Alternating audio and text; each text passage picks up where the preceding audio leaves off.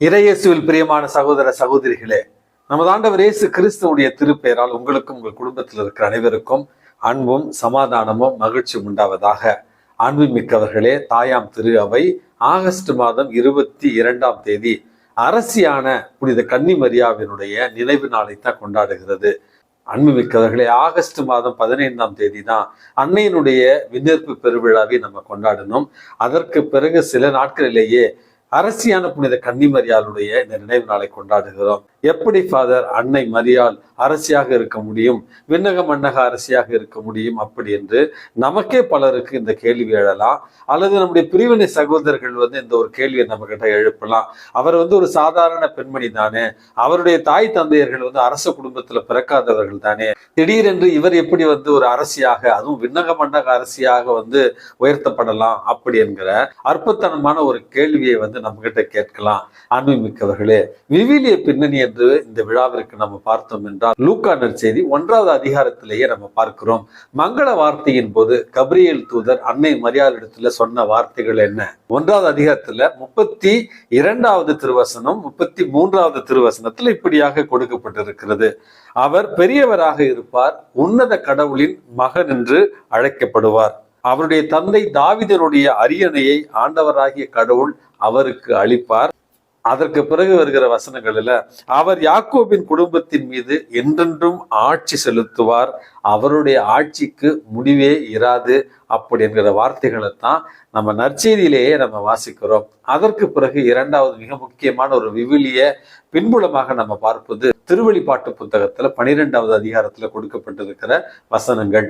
வானில் பெரியதோர் அடையாளம் தோன்றியது, பெண் ஒருவர் காணப்பட்டார், அவர் கதிரவனை ஆடையாக அணிந்திருந்தார், நிலா அவருடைய காலடியில் இருந்தது, அவர் 12 விண்மீன்களை தலைமீது சூடியிருந்தார்.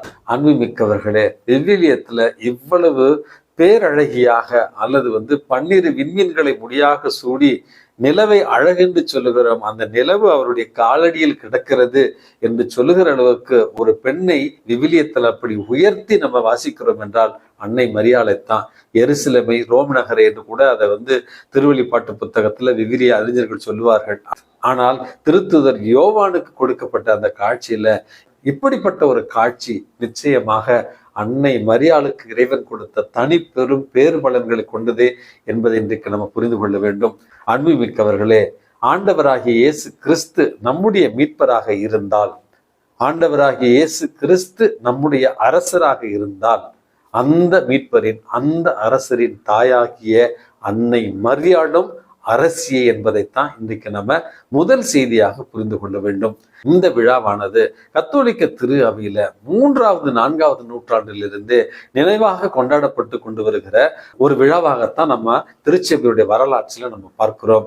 அன்புமிக்கவர்களே, 1954வது ஆண்டு தான் இதை நமக்கு ஒரு மறை உண்மையாக கத்தோலிக்க திரு அவையில திருத்தந்தை 12ஆம் பத்திநாதர் தான் திருச்சபையில இதை கொண்டாடுவதற்கு நமக்கு வழிவகை செய்திருக்கிறார். கிபி 431 நடந்த எபசு திருச்சங்கத்துல தான் அன்னை மரியாள் இறைவனின் தாய், தியோதோகோஸ் அப்படின்னு சொல்லுவோம். அன்னை மரியாள் இறைவனுடைய தாய் என்றால் அவள் உண்மையாகவே அரசியாகவும் இருப்பாள் என்பதைத்தான் கத்தோலிக்க திரு அவை நமக்கு பாடமாக சொல்லி தருகிறது. அதற்கு பிறகு 10வது நூற்றாண்டுல தோன்றிய ஒரு ஜெர்மானிய கவிஞர் அன்னை மரியாளுக்கு ஒரு பாடலை எழுதுகிறார். அதைத்தான் தமிழ்ல கிருபதயாயத்திற்கு மாதாவே இருக்கிற எங்கள் ராக்கினியே வாழ்க, ராக்கினி என்றால் அரசு என்பதை நம்ம இன்றைக்கு புரிந்து கொள்ள வேண்டும். ஹெயில் ஹோலி குயின் அப்படி என்கிற அந்த வாழ்த்து பாடலை தான் இன்றளவும் ஒவ்வொரு முறையும் நம்ம ஜெபமாலை ஜெபிக்கிற நேரத்துல கிருபதயாயத்திற்கு மாதாவே இருக்கிற எங்கள் ராக்கினியே வாழ்கிற அந்த ஜெபத்தை நம்ம சொல்லி முடிக்கிறோம்.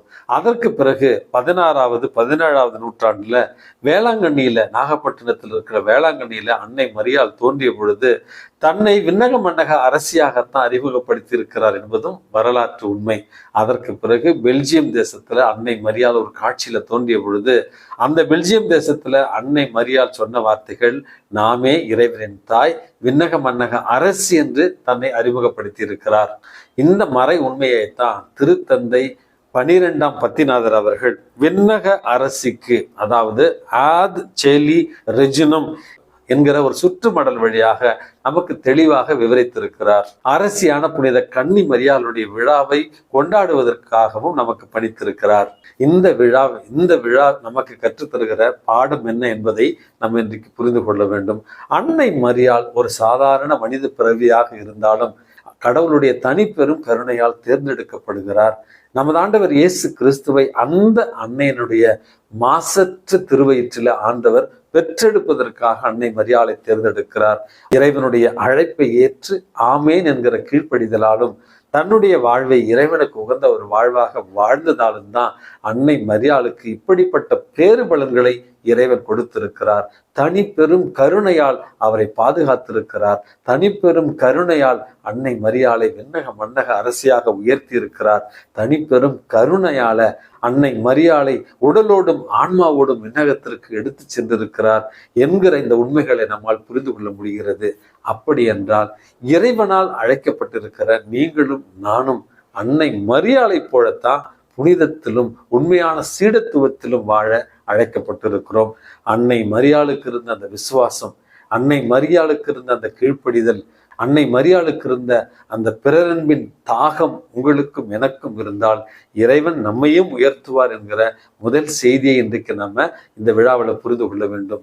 இரண்டாவது ஒரு செய்தியாக அன்புமிக்கவர்களே, மாசற்ற அன்னை மரியாளுடைய அந்த இருதயத்திற்கு நம்மையும் நம்முடைய குடும்பங்களையும் நம்முடைய குடும்பத்தில் இருக்கிற பிள்ளைகளையும் அர்ப்பணித்து நம்ம வாழ முயற்சி செய்கின்ற பொழுது அன்னை மரியாளுடைய நற்குணங்களை நமதாக்கி கொள்கிறோம். அன்னை மரியாளுடைய நற்குணங்களை நம்முடைய வாழ்வாக்கி கொள்கிற பொழுது அன்னை மரியாள் பாவமற்ற நம்மை நமது ஆண்டவர் இயேசு கிறிஸ்துவிடத்துல பாதுகாப்பாக அழைத்து செல்வாள் என்கிற இரண்டாவது ஒரு அழகான செய்தியையும் இந்த விழா நமக்கு சொல்லி தருகிறது.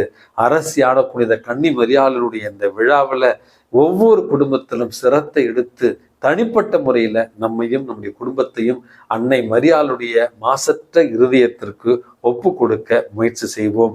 மூன்றாவது ஒரு அழகான செய்தியாக அன்புமிக்கவர்களே, அன்னை மரியாள் காட்சி கொடுத்த இடங்களில் எல்லாம் அன்னை மரியாள் தான் காட்சி கொடுத்த இடங்களில் எல்லாம் தன்னை அறிமுகப்படுத்திய பொழுது தன்னை அன்னை என்றும் தாய் என்றும் ஜெபமாலை அன்னை என்றும் விண்ணக மன்னக அரசி என்றும் இயேசுவனுடைய தாய் என்றும் அமல உற்பவி என்றும் தன்னை அறிமுகப்படுத்தி கடைசியாக அன்னை மரியாள் நமக்கு கொடுத்த அழைப்பு என்பது நம்முடைய மன மாற்றத்தின் வழியாக இயேசுவிடத்தில் நம்ம திரும்பி வர வேண்டும் என்று. இந்த மண்ணுலகில் மனம் மாற்றமே நமது ஆண்டவர் இயேசு கிறிஸ்துவுக்கு மகிழ்ச்சியை தரும் என்கிற செய்தியைத்தான் தொடர்ந்து கொடுத்திருக்கிறார். ஆகவே அன்புமிக்கவர்களே, அன்னை மரியாள் விண்ணக மன்னக அரசி என்கிற அந்த விழாவை நம்ம கொண்டாடுகிற நேரத்துல நமது ஆண்டவர் இயேசு கிறிஸ்துடைய திருத்தூய இரத்தத்தால் கழுவப்பட்டு மனமாற்றத்தின் வழியாக நிறை வாழ்வை பெற்றிட இறைவன் உங்களையும் என்னையும் தூண்டுவாராக. எல்லாமும் அல்ல இறைவன் தந்தை மகன் தூய ஆவி உங்களையும் உங்கள் குடும்பத்தில் இருக்கிற அனைவரையும் நிறைவாக ஆசீர்வதித்து பாதுகாத்து வழி நடத்துவாராக. ஆமென்.